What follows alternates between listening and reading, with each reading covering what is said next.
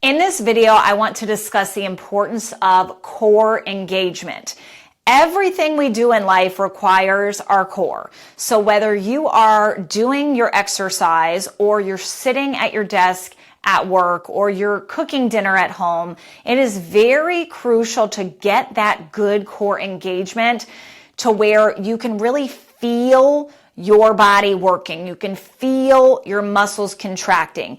And not just for injury prevention, because when we have a strong core, it supports our lower back and it helps with a lot of other elements, when we're moving things, when we're picking up our children.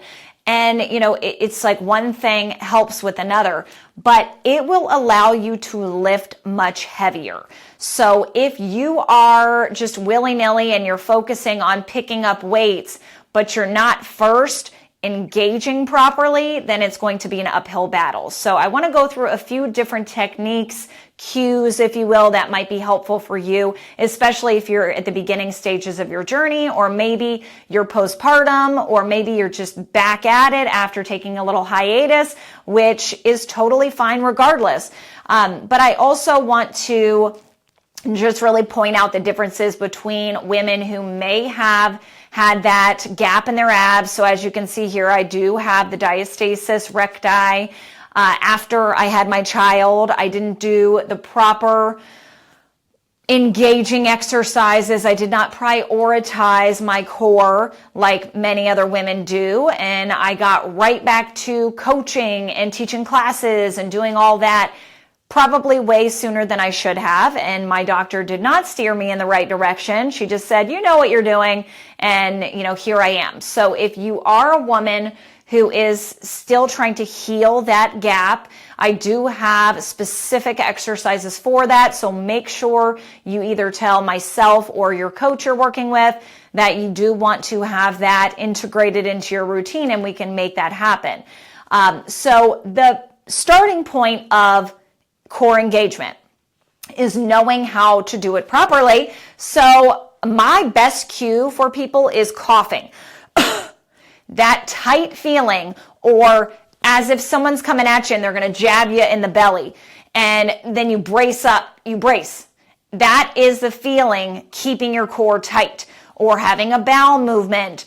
That tense feeling is what you want to feel. Okay. So you can see here that I am engaging that way. You physically see the tightening. So here's relaxed, tight, okay?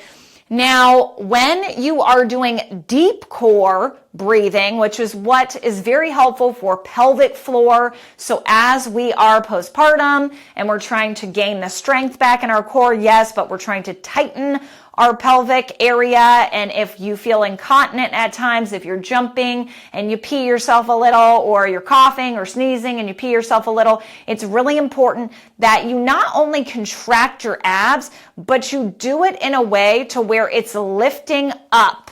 So a lot of people will teach you, so it's, yes, keeping your core tight, but you also want to lift up, and it's not quite a Kegel, but it is deeper, if that makes sense. It's very, for core engagement, contracting your abs, it's very simple, basic. But when you do that, you also want to go down and up, if that makes sense. Clearly, I'm not the 100%, best explainer of that. But if you do want more information, you want to get connected to more of the movements, again, let us know and we can do that for you. The other thing I want to point out is that if you do have diastasis recti, you want to make sure that you don't have an anterior pelvic tilt. So whether you have it or not, or maybe you don't know if you have it, but you do have a weak pelvic floor and you find yourself with this posture, that is going to put a lot of pressure on your pelvis. So you want to make sure you have a neutral spine. Okay, right now I have a neutral spine. This is a posterior pelvic tilt, and this is an anterior pelvic tilt. So you want to make sure, regardless of what you're doing, whether you're doing crunches with the cable machine holding weights here, you're doing leg lifts on the ground, your lower back is flat to the ground. You don't have an arch in it to where you're doing leg lifts and you're feeling like you're scooting, and then you're putting your hand right here to support your lower back and your core. That is not what I want you to do. If you feel you don't have the strength, or maybe your posture's weird and you feel like, oh, it hurts, I don't want you doing this number. I want you to hold on to something behind your head, and whether it's your friend's ankles or it's a secure object, and then you do it, that is going to train your body to be in the right form, and it's going to really make you stronger a lot faster than doing this number, okay?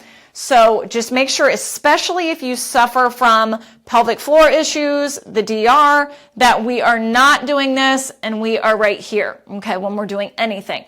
And contracting. So again, whether you're just standing up cooking dinner, mac and cheese at night, contract. Those little contractions and holding it for a couple seconds and then breathing, holding it and then breathing. There are deep core exercises I will be giving to you further along, but the engagement is everything. The contraction is everything.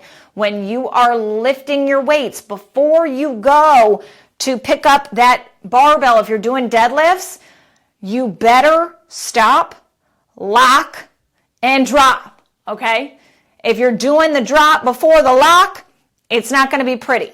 Again, lower back, if you suffer from lower back issues, you really need to keep the focus on the core as much as you can. And if it's helpful, a lot of times women will need to look in the mirror when they're doing the exercises, and that way they can see the visual of the contraction happening, okay? So hopefully that was helpful. Again, breathing on the exertion whenever you're lifting anything. On the exertion, if you're doing leg lifts, blow the air out as you lift up. Inhale on the way down. Blow your air out as you're crunching. And then breathe in on the way out. Very important you master that, because the stronger your core is, the more you're going to be able to lift, the faster you're going to build that lean muscle mass, the faster you're going to be able to burn that belly fat and fat anywhere else, and it all works for the greater good. So hopefully that was helpful. See you soon.